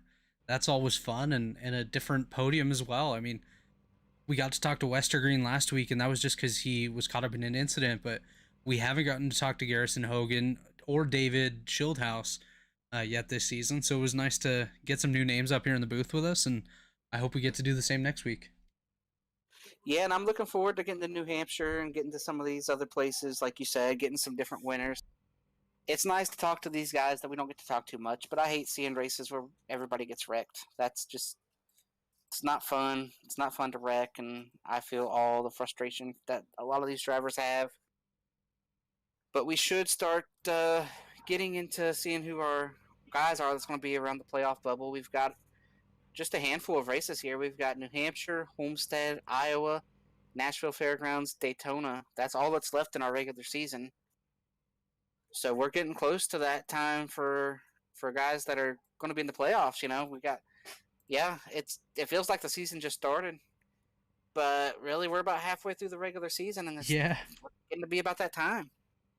Yeah, I mean, like, yeah, exactly. We're late in the season, like you mentioned, and we're coming down to the nitty gritty at this point. We're gonna have to see who's the pretenders and who's the contenders. So it'll be interesting to see as of next week in New Hampshire and in the last few races of the season. But Atlanta's been fun, and obviously some other people will probably not agree with that statement. But David